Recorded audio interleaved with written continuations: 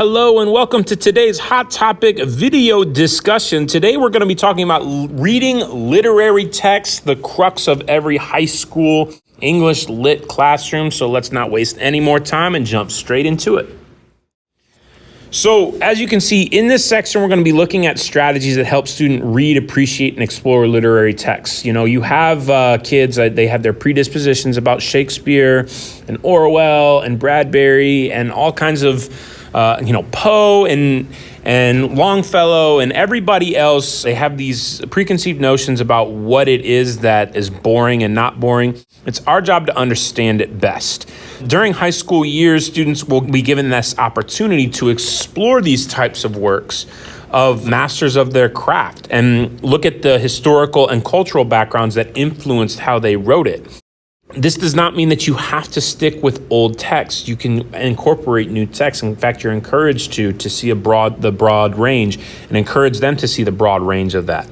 But make sure you remember teachers work in teams, and you need to make sure that with your PLC or professional learning community, that's what PLC stands for. Don't go off on your own in terms of literary selections unless you've been given explicit permission from your PLC and your principal. So knowledge about and selection of text is a concern for teacher educators. You've got to know your craft. Luckily, anything that you might need should be on the internet, but there's no substitute for reading the real thing. I had never read Fahrenheit 451 before this year, and I read it, and I had to make some time for it, but I did over the summer, and it was a quick read. It only took me about 4 or 5 hours. Not all in one place, obviously, but it helped me out a little bit. You know, text choice can make a huge difference, and sometimes we don't always get a choice, which is unfortunate, but the best that we can do when we're picking is what's good. When we're selecting that literature, though, we need to understand that all literature is written from a specific point of view. First, third, second, third omniscient, all those different things. We need to make sure, and we're not even just talking about from the narrator, we're also talking about from the perspective of the author. Maya Angelou is going to be a much different author than Edgar Allan Poe based on the time, based on the culture, based on a lot of different things. Moving forward, we do have standardized testing. There's always that challenge in front of us. You're preparing for a standardized test right now. In the upper grades, there's this requirement of interpreting text, okay? So they'll give them a cold read was what they call it, and that's this excerpts from several pieces of a text that share a theme. And then a variety of genres. This could be fictional prose, poetry, an essay, drama. And so you need to expose all of the kids to the different types of genres and themes. The different strategies that are best. My thing is the best strategy is the one you haven't used lately. Don't let kids get complacent. Don't let kids relax. Always keep them on their toes. And what's best for someone is not what's best for everyone. You know, it's a very individual profession. Teaching is. You gotta stay true to who you are. In order to make sure that we have maximum comprehension, I'm not crazy about this wording because I immediately thought of Dolores Umbridge. We don't want just comprehension. We want to make sure that they're understanding and appreciating the text at a deeper level and allow it to connect them to their lives. That's how you make maximum comprehension here occur. There's a lot of different ways that you can do that. Envisioning, telling that story in their head. A lot of our kids who struggle with reading the most have their most active imaginations. So if we can make that happen in some way, shape, or form, that's the best way that the kids are going to have that emotional connection to the text. Oral communication is super, super important because we got to help students understand and develop their in-depth responses to that literature as they read. There are 4 different kinds of prompts. We have experiential, aesthetic, cognitive, and interpretive, and we're going to get into those here in a bit. So when you look at an experiential prompt, those are those that focus on students with prior knowledge and experiences.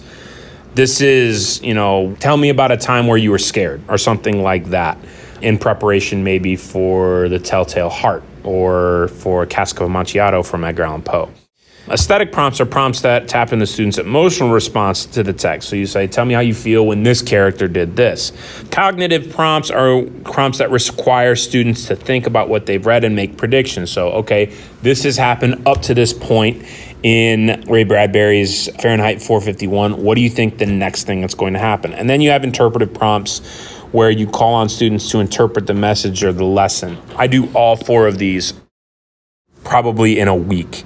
And prompts aren't necessarily writing prompts. Sometimes they're not written. Sometimes they're orally given, where you have discussions. That when you think about college, that's probably where a lot of the best discussions happen, when you were focused on one of these 4 things. So, additionally, there are 4 different ways that they can respond to the text. You have the initial response to the literature, interpreting the literature, relating to the literature, and analyzing the literature.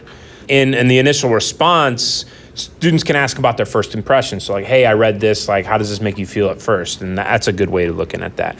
Interpreting literature is talking about, it's a little bit like the interpretive prompt, hey, this means this, I think. Relating to literature kind of comes back to that experiential prompt, hey, this relates to me in this way. And then analyzing literature, you're trying to look at it as part of a bigger picture of analysis. Students, as you can see here, teachers may ask students why a piece of literature is significant. Do we agree with that interpretation? Which novel made the stronger impact on us? All kinds of good stuff there.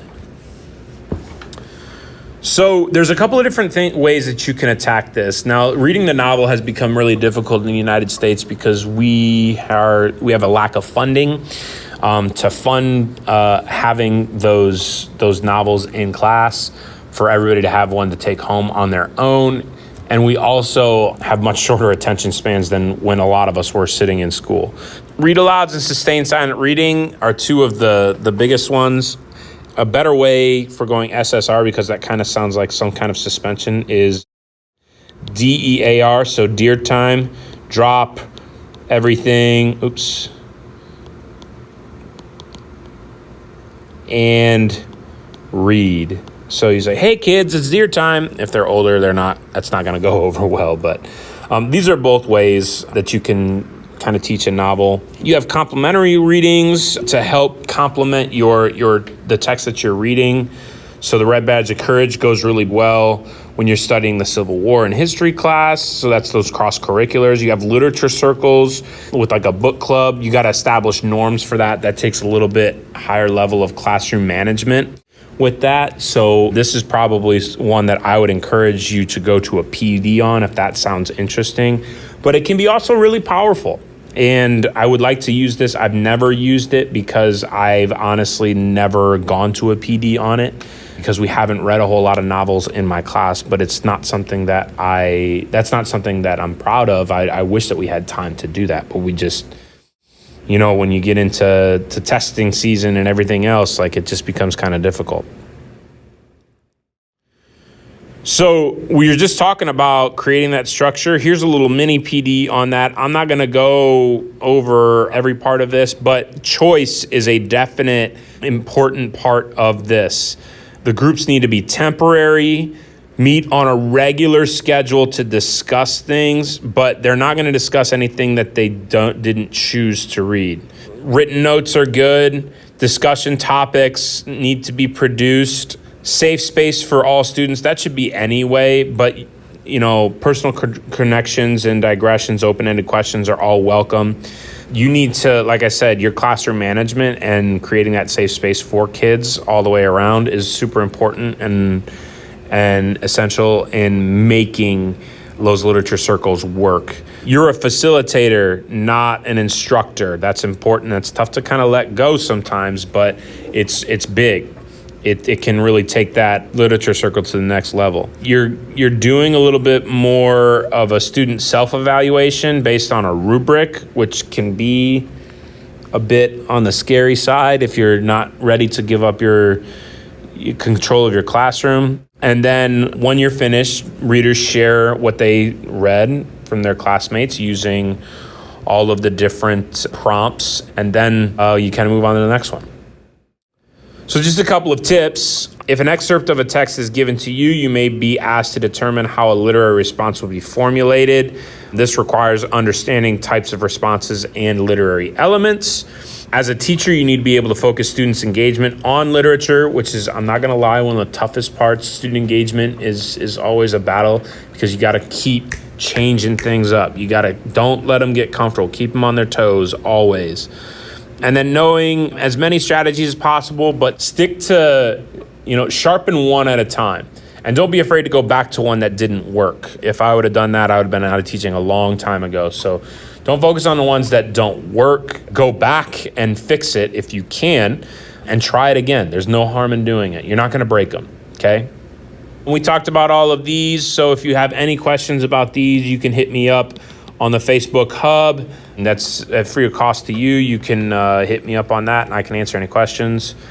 And that is it for this video today. Hope you enjoyed. If you're going on to another video, you'll see in the next one. If this was your last one, or if you're taking a break for the day, we'll see you another time.